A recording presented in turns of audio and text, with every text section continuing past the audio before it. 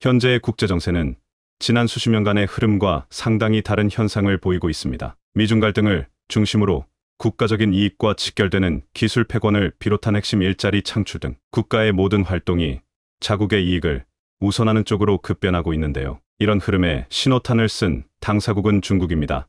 80년대 이후 세계의 공장 역할을 하며 2010년대까지 무려 30년 동안 해외 자본과 기술을 받아들인 중국은 그렇게 확보한 기술과 자본을 무기로 자국에 진출한 해외 기업들을 견제하고 있습니다. 대표적으로 우리나라 현대자동차의 경우는 2013년부터 2016년까지 4년 동안 중국에서 100만 대 이상의 판매량을 꾸준하게 유지해왔지만 2017년부터 지속적으로 판매량이 감소하며 2022년 상반기 현재는 10만 대 수준의 판매량을 기록하며 매월 사상 최저 판매량을 갱신하는 수준입니다. 그런데 반대로 글로벌 자동차 시장에서 현대차의 실적은 나날이 상승하여 2022년 현재 글로벌 판매량 3위를 기록하는 등 품질과 상품성을 전 세계에서 인정받고 있는데요. 한국의 자동차가 전 세계에서 인정받지만 유독 중국 시장에서 힘을 쓰지 못하는 이유가 있습니다. 중국 정부 차원에서 해외 기업을 견제하고 자국 기업을 육성하는 정책을 펼치기 때문인데요. 이는 글로벌 시장에서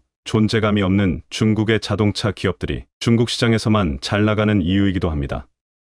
중국 당국은 현대차와 같은 해외 기업들이 중국에서 사업을 하기 위해선 회사의 지분 중 절반 이상인 50% 이상을 중국 기업이 가지고 있어야 승인을 내둡니다.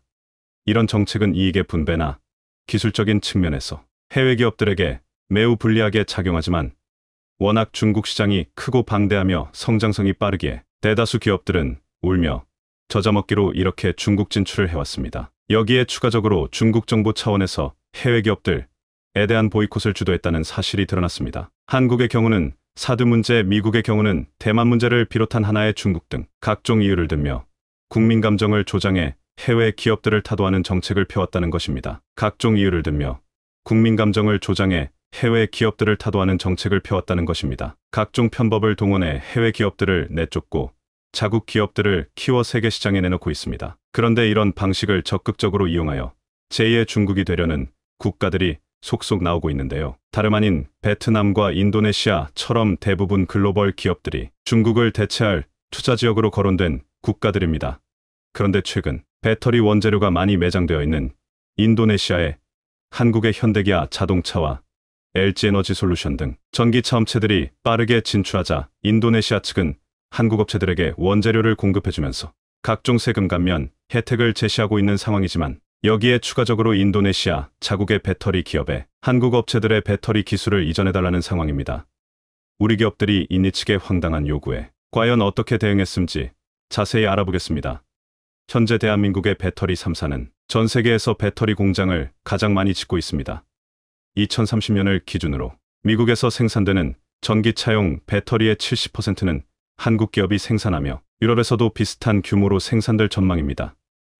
일각에서는 해외 공장을 짓게 되면 우리의 일자리가 빼앗기는 게 아니냐는 우려도 나오고 있지만 이렇게 해외에 배터리 공장을 짓는 이유가 있습니다. 우선 전기차 배터리는 굉장히 크고 무거우며 충격에 약합니다. 실제로 전기차의 원가 중 40%가량을 배터리가 차지할 정도로 비싼 것은 물론 배터리 무게만 400kg에서 500kg에 달해 전기차는 내연기관 차량보다 훨씬 무겁습니다. 그만큼 운송이 어려울 뿐더러 배터리 특성상 충격과 보관에 주의해야 하기에 운송 과정에서 비용도 많이 발생합니다.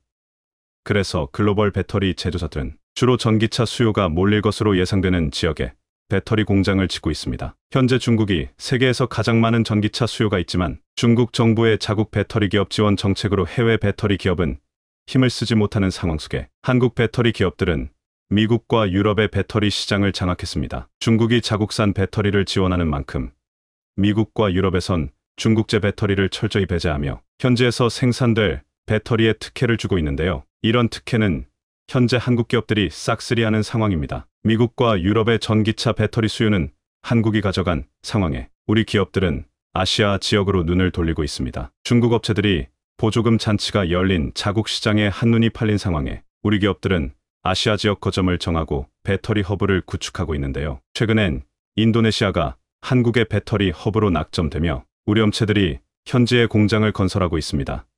우리나라 현대자동차와 LG에너지솔루션이 50대 50 지분으로 합작하여 11억 달러, 1조 5천억 원 규모의 공장을 건설 중입니다. 여기에 인도네시아 정부는 한국의 배터리 투자에 감사를 표하며 인도네시아 전기차 확대를 위해 일정 기간 동안 법인세를 면제하고 공장 건설에 필요한 장비와 자재에 대한 관세 면제, 전기차 관련한 세제 혜택 강화 등 한국 기업들의 활동을 돕기 위한 인센티브 제공을 약속했습니다. 이런 식의 여러 가지 세금 혜택들은 좋긴 하지만 한국 기업은 어딜 가든 환영받기에 위와 같은 혜택들은 다른 국가들도 제한할 수 있습니다. 그런데 우리 기업들이 인도네시아를 택한 진짜 이유는 바로 배터리의 원재료가 되는 니켈 때문으로 알려져 있습니다. 인니는 배터리 핵심 소재로 사용되는 니켈 매장량이 세계 1위이며 채굴량 역시 세계 1위로 배터리 사업에 필수적인 역할을 하고 있습니다.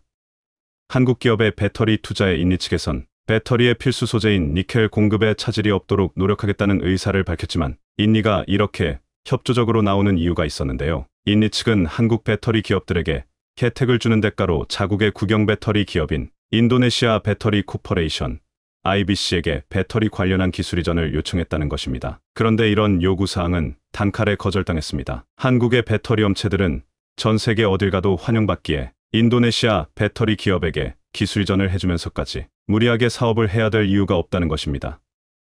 이어서 인니가 이런 식으로 기술 이전을 요청할 경우 앞으로 예정되어 있는 배터리 컨소시엄 투자마저 철회할 가능성을 예고했기 때문입니다. LG와 현대차의 배터리 공장 말고도 LG는 한국 기업으로만 구성된 컨소시엄을 꾸려 인도네시아의 배터리 원료 채굴부터 재련 과정 그리고 완성품 제조까지 배터리 시장을 한 번에 장악하기 위한 프로젝트를 기획했습니다. LX 인터내셔널이 인니의 니켈을 비롯한 원재료, 광물을 채굴하고 포스코 측에서 해당 광물을 재련하여 가공한 뒤에 LG 화학이 양극재를 비롯한 배터리 탑재 필수 소재를 제작하여 최종적으로 LG 에너지솔루션이 전기차용 배터리를 생산한다는 계획입니다. 이는 90억 달러 가량의 예산이 필요하며 우리 돈 12조 5천억 원이 투입될 프로젝트로 인니의 최대 규모 배터리 투자 사업입니다.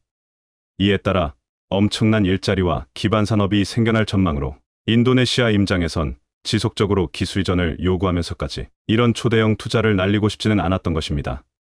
기술 이전이 무리한 요구이긴 하지만 인니의 상황도 이해가 안 가는 것은 아닙니다.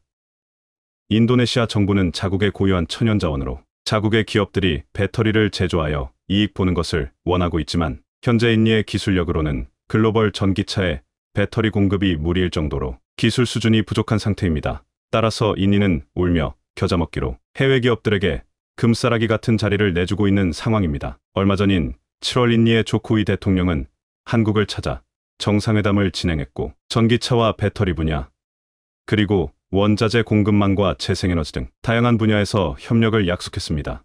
주요 내용은 인니 측이 원자재 공급을 책임질 테니 한국이 인니 현지에 적극적으로 투자를 해달라는 요청이었습니다. 결과적으로 한국과 인도네시아는 지속가능한 친환경 투자 촉진 협력각서를 체결하는 등 양국의 협력이 증진되는 것처럼 보이지만 여전히 인도네시아의 신뢰성은 낮은 상황입니다. 특히 한국과 다양한 방산장비 도입은 물론 KF21에 대한 연구개발 비용도 납부해야 하지만 현재도 개발 비용 납부를 미루고 있으며 그마저도 판유를 비롯한 현물로 대납하겠다는 상황입니다. 거기다 한국의 잠수함 세척 계약마저 약속을 지키지 않는 등 인도네시아는 한국에게만 그런 것인지 아니면 국가 자체의 신뢰도가 낮은 것인지 국가 간의 약속을 제대로 지키지 않고 있습니다.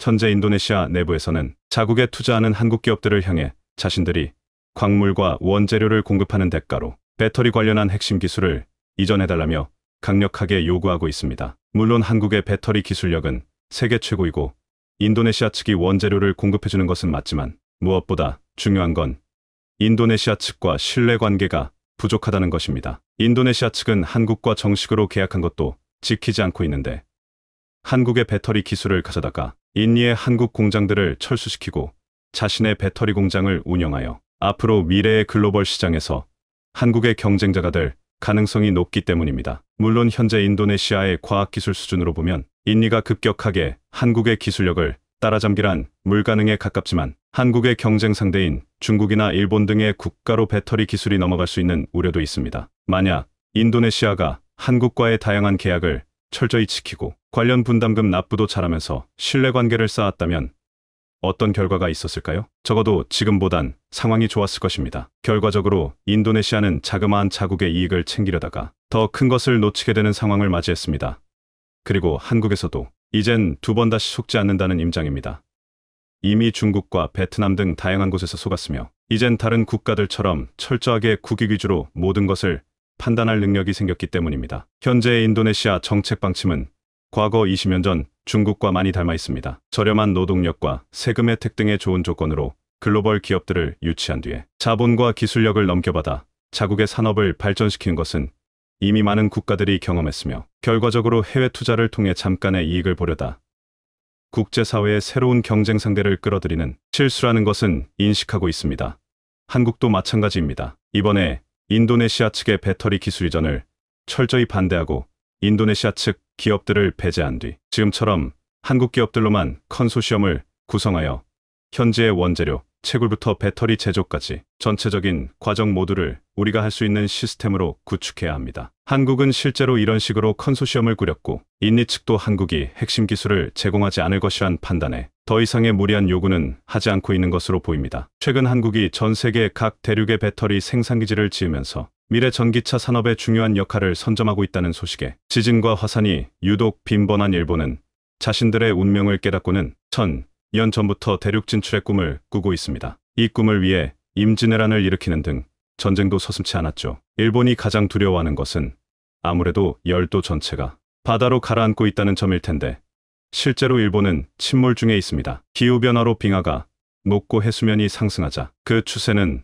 더욱 빨라진 것으로 보이는데 네덜란드의 힐레스 에르켄스 교수팀의 연구에 따르면 도쿄는 지난 100년간 4.25m 가라앉았습니다. 해수면이 상승한다는 것은 땅이 가라앉는다는 의미로 통상 아파트 1층의 높이가 최대 2.6m라고 봤을 때 지난 1세기 동안 도쿄는 상당히 많이 가라앉았다는 결론이 내려집니다. 그래서 아예 일본 열도를 통폐로 한반도로 옮기려는 시도도 있었는데 일제강점기 때 그랬습니다. 일제강점기는 일본이 단순히 한반도를 점령한 것이 아니라 조선을 일본에 편입시킨 후 수도를 포함 정치 및 경제 기반을 한반도로 옮겨 이사오려던 계획입니다. 그래서 현재 서울을 일제강점기에는 경성류창이라 불렀는데 여기에서 경징이 이란 수도를 뜻합니다. 일본 수도인 도쿄티오 케이와요는 동경동징이라 했는데 이는 동쪽의 수도를 의미합니다. 그러니까 진짜 수도는 한반도의 경성에 만들고 현재 도쿄는 지방정부로 격화됩니다. 한 국가의 두 개의 수도가 존재할 수는 없으니까요. 그래서 백제의 옛 수도 부여에 신사 중 최고 등급인 관패대사를 건설하겠다며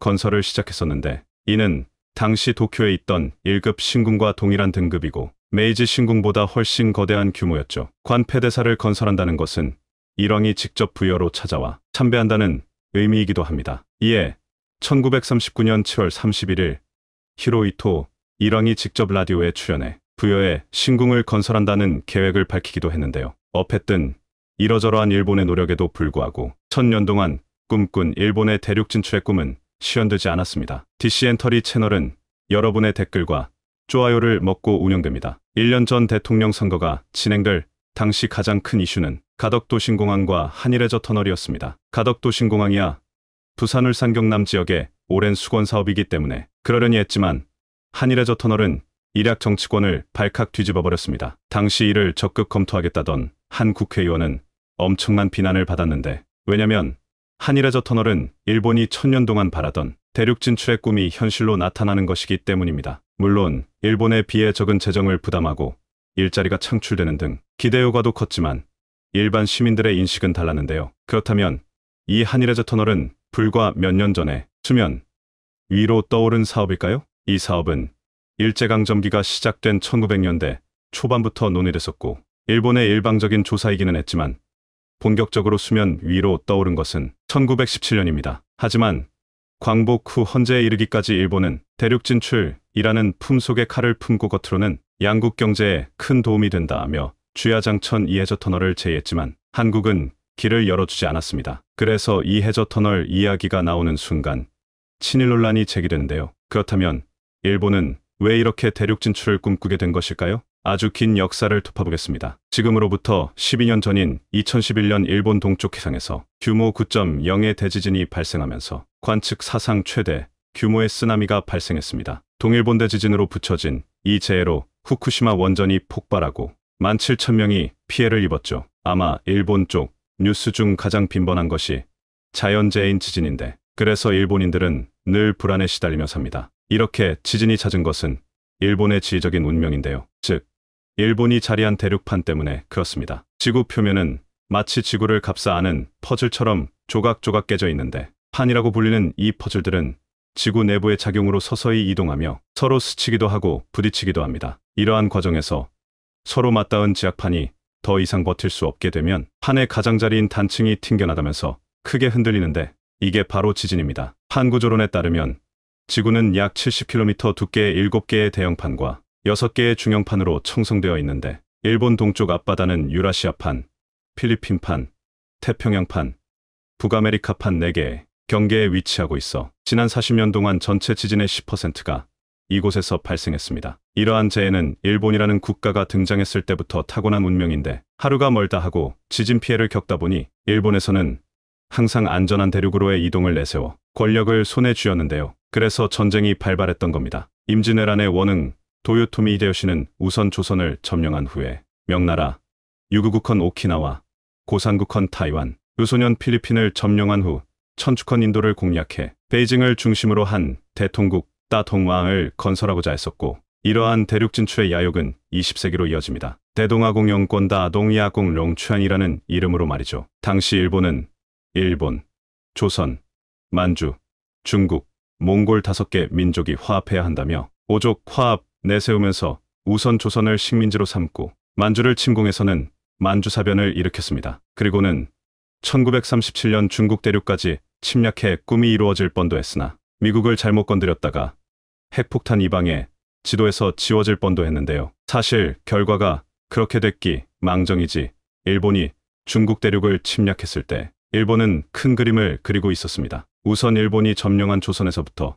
그 그림이 시작되는데요. 1917년 일본 육군 참모본부는 철도용 스시마 해저터널 건설이라는 계획을 발표했는데, 이 계획은 본토 스시마 대마도 부산으로 이어지는 3가지 서로 다른 노선을 건설하는 것입니다. 그리고는 부산을 통해 만주로 올라갔다가 베이징, 난징을 경유한 후 베트남의 하노이 사이공 캄보디아의 프놈펜 말레이시아로 이어지는 1000km의 철도 노선을 건설해 동아시아와 동남아시아를 일본의 손아래에 두겠다는 것이었죠. 그리고 이 원대한 꿈의 시작은 반드시 일본 열도가 부산과 연결되는 해저터널이 있어야 가능하기 때문에 동아시아 종단철도 계획의 일환으로 한일 해저터널이 검토되었던 것입니다. 1935년에는 일본 내무성에서 한일을 오가는 도로 터널을 계획하기도 했었고, 1938년에는 일본 철도성이 조선해 옆터널 및 대동아 종단철도 구상을 발표해 일본 언론에 대서특필되기도 했었습니다. 그리고 핵폭탄 이방에 좌절된 것인데요. 이후 일본은 몸을 속인 나름대로 산업을 키우며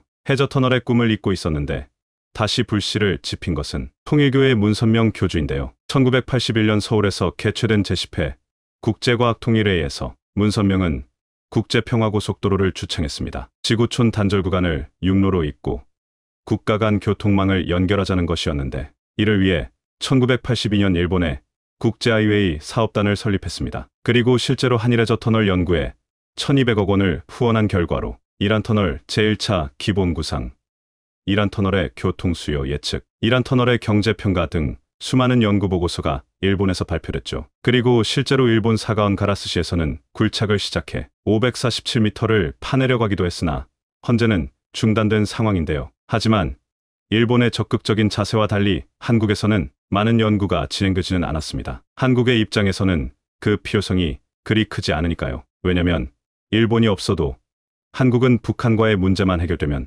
얼마든지 러시아를 거쳐 유럽까지 도달할 수 있기 때문입니다. 지난 2018년 우리나라는 국제철도협력기구 OSJD 정회원국으로 가입했습니다. OSJD는 유럽과 아시아를 잇는 국제철도 운행을 위해 창설된 국제기구로 국제철도운송협정을 관장하고 국제운송표준 원칙을 수립하는 단체입니다. 1956년 소련, 중국, 몽골, 북한 등 12개 국가가 참여해 창설됐고, 현재 시베리아 횡단철도 TSR, 중국 횡단철도 TCR, 몽골 횡단철도 TMGR 등 유라시아 횡단철도가 지나가는 모든 국가들이 참여하고 있습니다. 그러나 우리나라는 2015년부터 정회원 가입을 추진했으나 북한의 반대와 중국의 기권으로 번번이 무산되었는데, 2018년 가까스로 만장일치로 정회원이 되었습니다. 이런 상황이라면 만약 유라시아를 잇는 철도가 실제로 개통되면 한국은 동아시아의 종착지로 유럽의 독일에서 시작해 폴란드, 벨라루스, 러시아,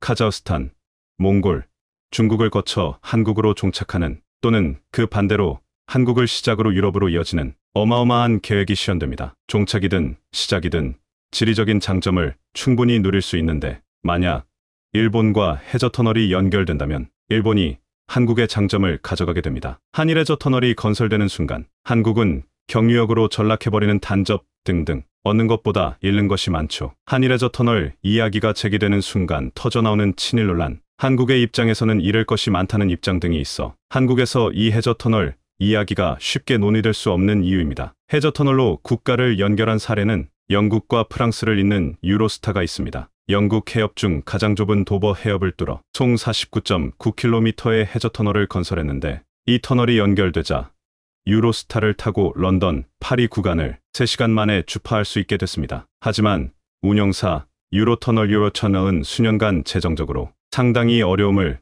겪다 20년 만에 간신히 흑자로 전환했습니다. 한일 해저터널의 경우 한일간 이동시간이 단축되는 장점이 있지만 최소 200km에 이르는 구간의 터널을 건설하려면 최소 100조 원에서 200조 원이 필요합니다. 일본이 70%, 한국이 30% 부담한다고 해도 한국이 최소 30조 원에서 60조 원까지 투자해야 하는데 과연 한국에게 유리할 것 없는 이 터널에 투자하는 것이 맞는지는 의문입니다. 경제성의 문제, 정치적인 문제, 한일 외교 관계 그리고 일본에 대한 한국 국민의 정서 등을 감안할 때 한국은 절대로 일본의 대륙 진출을 허락하지 않을 것으로 예상됩니다. 국민의 표심으로 지위가 유지되는 정치인들 역시 굳이 쌍욕을 먹으면서 추진할 대담함을 보이지도 않을 테고요. 일본의 입장에서 보면 대륙 진출의 가장 빠른 길은 대마도를 거쳐 부산으로 진출하는 겁니다. 맑은 날에는 부산에서 대마도가 보일 정도로 지리적으로 가장 가까우니까요. 그러나 일본에서도 해결해야 할 문제가 남아 있습니다. 가장 큰 결림들은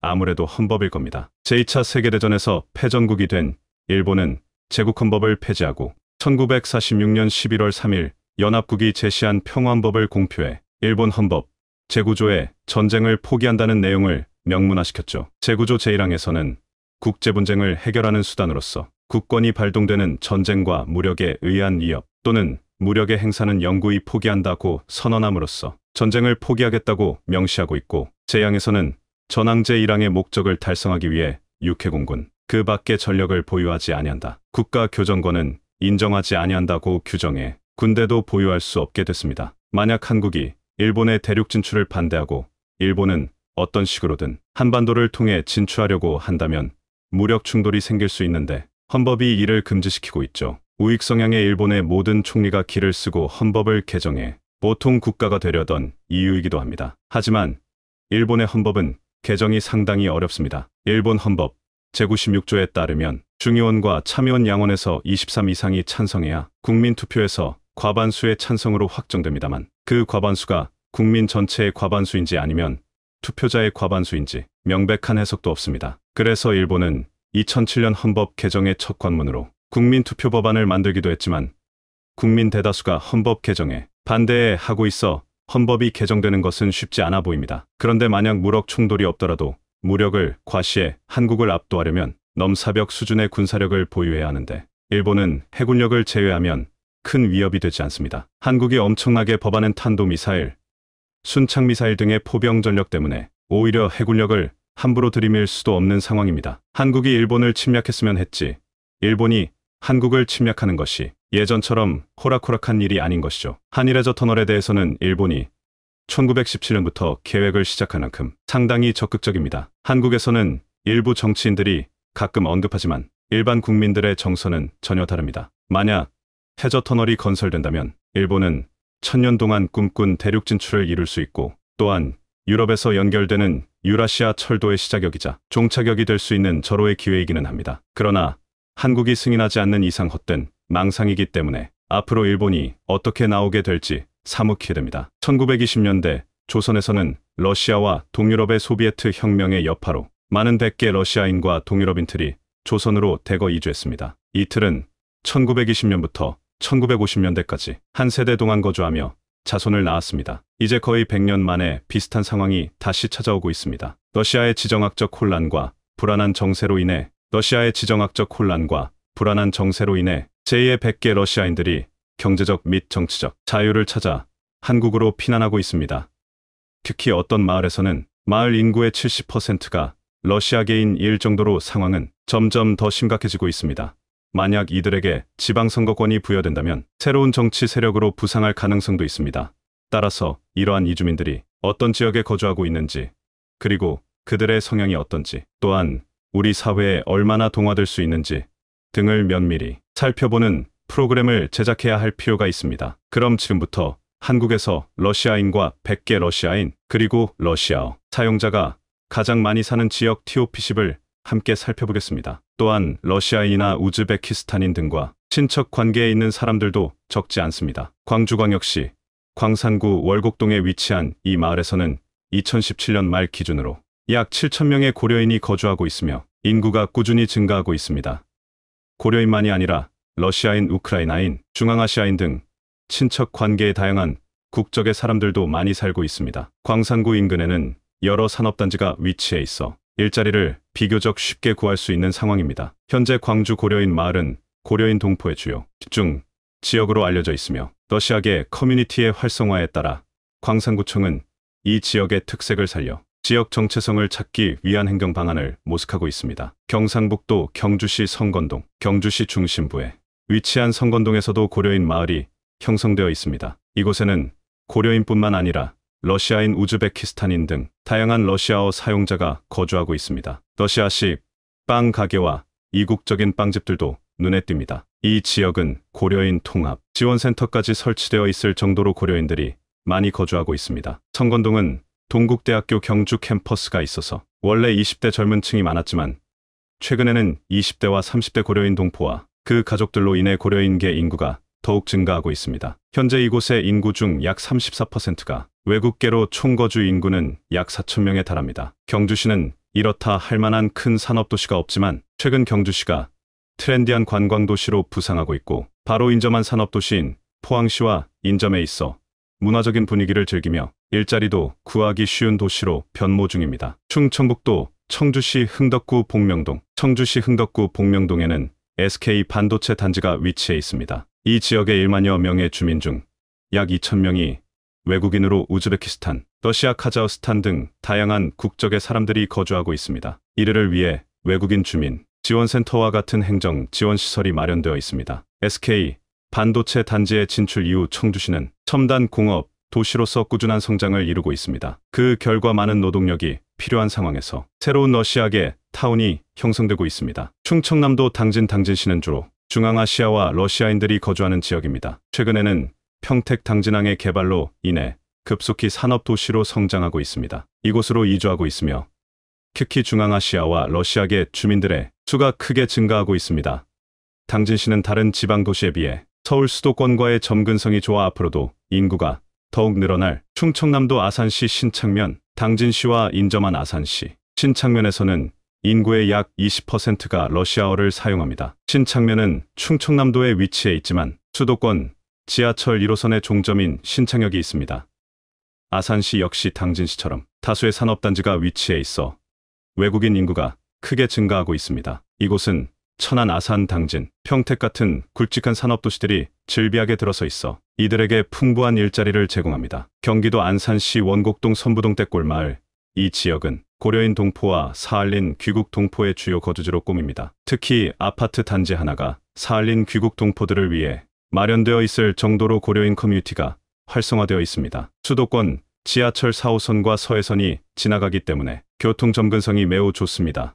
또한 주변에 여러 공업단지가 위치해 있어 일자리가 풍부하고 고소득을 누릴 수 있는 환경이 조성되어 있습니다. 2022년 기준으로 약 7천여 명의 고려인이 거주하고 있으며 이틀은 독특한 문화를 형성하고 있습니다. 더욱이 이 지역의 한 초등학교에서는 2017년 기준으로 총 381명의 학생 중 216명이 외국계 학생으로 구성되어 있어 안산시가 한국 내에서도 뛰어난 국제성을 자랑하고 있습니다. 인천 연수구 연수 일동 한방마을, 이곳은 2019년 세계적인 전염병 사태 전후로 러시아계 커뮤니티가 활성화되며 국내 최대 규모의 고려인 마을로 알려져 있습니다. 2023년 기준으로 약 7,400명의 주민이 있으며 이 중 61%가 한국인보다는 외국계, 특히 러시아계와 고려인계로 구성되어 있습니다.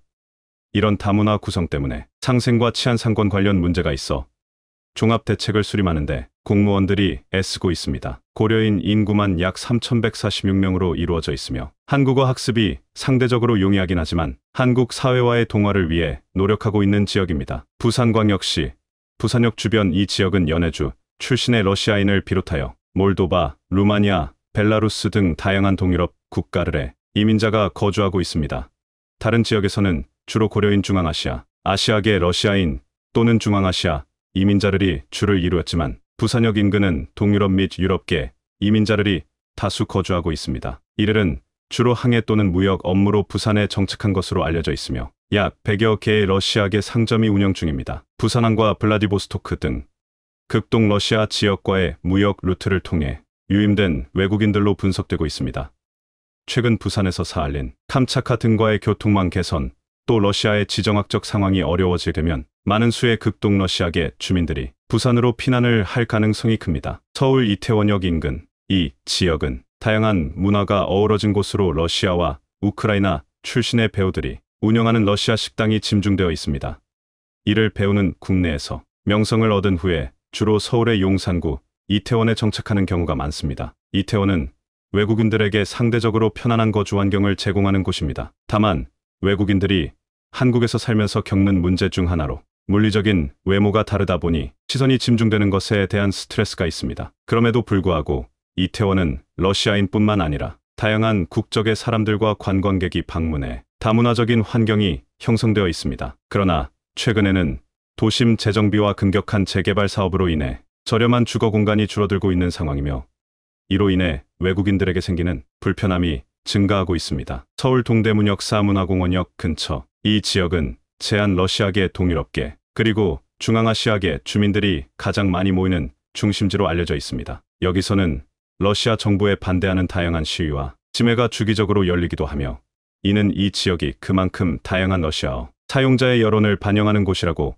볼 수 있습니다. 이러한 모임은 지역을 넘어 여러 레벨에서의 소통과 정보 교환을 활성화시킵니다. 과거에는 100년 전의 남대문과 정동 일대에 러시아계 이주민들이 주로 정착했던 것과 대비하여 현재는 동대문역 사문화공원역과 그 주변, 특히 동대문 디자인, 플라자 DDP 일대에서 러시아계 주민들이 머무르는 경향이 있습니다. 이 지역의 교통편이 좋은 점이 큰 장점으로 4호선을 통해 안산과 1호선을 통해 신창역과도 연결되어 있습니다. 이로 인해 다양한 지역에서 온 러시아계와 중앙아시아계 주민들이 쉽게 이곳에 모일 수 있어 이 지역은 다양한 여론과 문화가 어우러지는 중요한 장소로 자리 잡고 있습니다. 우리는 지금까지 한국 내에서 러시아계와 고려, 인계 주민들이 주로 거주하는 지역을 조명했습니다. 이들의 존재는 단순히 다문화를 빛내는 요소에 그치지 않습니다. 대부분은 고려인과 송환동포를 그리고 중앙아시아 출신의 주민들로 구성되어 있으며 이러한 이민의 유동성은 최근에 사할린 동포송환법에 의해 더욱 가속화되고 있습니다. 이들의 중요성은 여기서 멈추지 않습니다.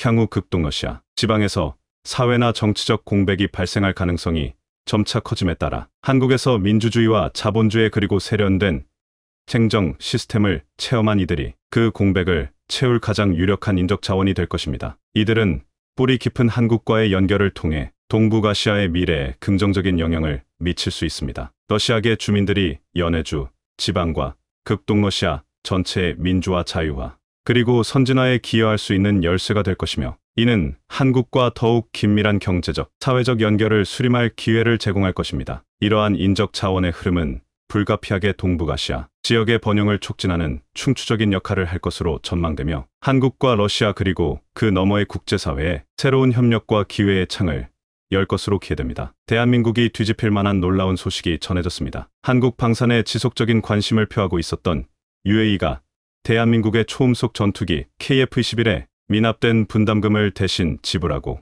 인도네시아 대신 새로운 파트너가 되고 싶다는 의사를 공식 서면을 통해 전달한 것인데요. 외교부에 따르면 지난 4일 UAE의 방산 획득을 담당하는 타와준 경제위원회에서 KF-21에 대해 직접적으로 협력하고 싶다는 의사를 담은 서한을 우리 측 국가안보실에 발송했다고 합니다. 그동안 UAE에서 KF-21 보라매에 대해 지속적으로 관심을 드러내왔었지만 직접 한국의 개발에 협력하고 싶다는 의사를 밝혀온 것은 이번이 처음이었습니다. UAE에서는 서한에 KF-21 사업 협력을 직접적으로 표기했다고 하는데요. 무엇보다 서한에서 KF-21 개발에 대한 인도네시아의 투자분을 대체하겠다는 의사를 명확히 밝혔다는 것이 중요하다고 할 수 있습니다. KF-X 사업의 공동 개발국인 인도네시아는 올해 2월까지 1조 2,700억 원에 달하는 분담금을 냈어야 했지만 그동안 핑계를 대며 분담금 지불을 차일피일 미루며 아직까지도 8천억 원에 달하는 거금을 미납하고 있는 상태입니다. 한국에서는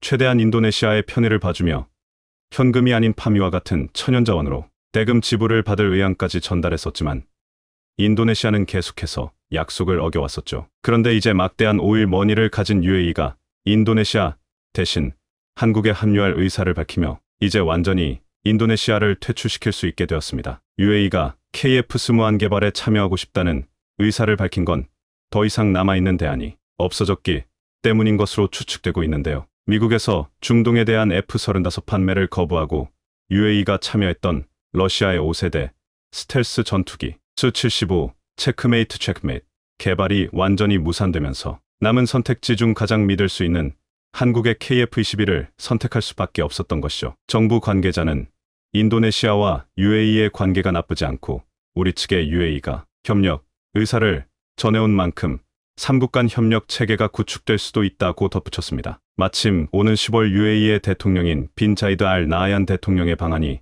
예정되어 있어 양국 정상회담을 통해 구체적인 협상이 진행될 것으로 예상되고 있습니다. 이번 방안으로 한국과 UAE의 새로운 방산 협력을 기대하긴 했었지만 이렇게 큰 선물을 들고 올 줄은 몰랐는데요. 인니는 이제 와서야 뭔가 잘못되고 있다는 것을 눈치챈 모양입니다. 완전히 물러보고 있었던 한국이 정말로 자기들을 내칠 것이라고는 생각도 하지 않았던 모양인데요. 이제야 주변이 보이기 시작한 인니는 한국이 자신들과는 차원이 다른 건실한 파트너들의 러브콜을 받고 있다는 것을 깨닫고 뒤늦은 후회를 하고 있다고 합니다. 자세한 내용을 함께 알아보겠습니다. 지난 9월 12일 인도네시아 군사 매체 조나 제카르타에는 폴란드의 국방 장비 구매 야망이 인도네시아의 이름을 끌어내린 것으로 드러났다. 매체에 따르면 폴란드는 2017년 이래로 유럽에서 가장 많은 무기를 구매하는 국가로 전 세계 무기 거래량에서의 비율로 따져도 무려 87%를 차지하고 있다고 합니다. 그리고 모두가 알다시피 그 대부분을 한국이 공급하고 있습니다. 되도록 많은 무기를 사고 싶은 폴란드의 야망과 되도록 많은 무기를 팔고 싶은 한국의 야망이 맞물려서 양국 모두 전 세계가 주목하지 않을 수 없는 기현상을 일으켰죠. 폴란드는 단번에 유럽 최강지상군을 보유한 나라로 발돋움했고 한국은 작년 기준 세계 8위 방산 수출국에 올해는 4위까지 올라설 것으로 예상되고 있습니다. 이미 양국의 협력은 대세를 바꾸고 있는데도 인니는 아직까지 자기들이 한국 방산에 있어 큰 역할을 하고 있는 것으로 생각하고 있었습니다. 한때는 실제로 인니가 한국 방산에게 구원투수 역할을 했던 때가 있었습니다. 인니를 포함한 동남아 국가들은 아직 방산 시장에서 한국 무기의 존재감이 옅을 시절에도 고객이 되어 주곤 했습니다. 이들과는 물론 지금도 좋은 파트너 관계를 유지하고 있지만 유독 인니만큼은 그렇지가 못합니다. 원래는 인니가 가장 많은 한국 무기를 사갔던 동남아 국가였고 한국은 이 점을 높이 사서 KF-21 개발 프로젝트에도 초청했던 것이었습니다. 그런데 정작 불러놓고 보니 인니는 한국에 자기들 도움이 없으면 안 된다고 여긴 것인지 살살 눈치를 보면서 계약상의 의무는 내팽개친 채 이득만 챙겨가려고 했죠. 본색이 드러난 셈인데요. 다행히 인니가 이렇게 나와도 한국은 이를 게 딱히 없게끔 안전장치를 마련해뒀습니다. 하지만 상해버린 감정은 돌이킬 방도가 없죠. 한국은 사실상 인니의 기여 없이 혼자서 KF-21 프로젝트를 성공시켰고 이를 본 다른 나라들은 한국과의 협력을 적극적으로 검토하기 시작했습니다. 한국이 떠안고 있는 인니라는 불량 파트너는 그런 국가들에게 있어서는 오히려 좋은 명분이었습니다. 한국의 협력을 제안하면서 돈 안 내는 인니와는 다르다는 걸 보여주는 것만으로 점수를 딸 수 있기 때문입니다. 그리고 한국이 본격적으로 인니를 쫓아낼 계획을 거론하기 시작하자 이제야 인니는 위기감을 느끼고 저런 기사를 내보낸 것입니다. 방사청 대변인이 지난 9월 11일 국방부 정례브리핑에서 밝힌 바에 따르면 KF-21 사업 추진과 관련해 인도네시아와 고위급 면담도 추진 중에 있다고 하는데요. 현재도 인도네시아 측에서 사업에 대한 지속 의지를 계속 표명하고 있는 상태라고 합니다. 슬슬 발등에 불이 떨어진 것이죠. 하지만 이미 버스는 떠났습니다. 한국은 인리가 가시적인 노력을 보여주지 않는다면 이번에는 정말로 인리를 내칠 수도 있습니다. 인리에게 남겨진 시간은 별로 없습니다. 당장 내년부터는 KF-21이 양산되어야 하는데 인리와 계약한 물량을 생산할지 말지 결정해야 하기 때문입니다. 현재 한국에게 KF-21 관련 협력을 검토하고 있는 국가는 크게 두 곳입니다. 하나는 익히 알려진 대로 폴란드입니다. 폴란드는 이미 지난 4월에 공식적으로 KF-21 프로젝트에 합류하고 싶다는 의사를 내비친 바 있죠. 자기들이 직접 계획까지 세워서 한국에 전달한 것으로 알려졌는데요. 인도네시아의 미납분 지분을 인수하고 2026년부터 시작되는 KF-21 블록 2 사업부터 본격적으로 참여한다는 내용이었습니다. 이번에 폴란드 현지에서 열린 방산 전시회 MSPO에서도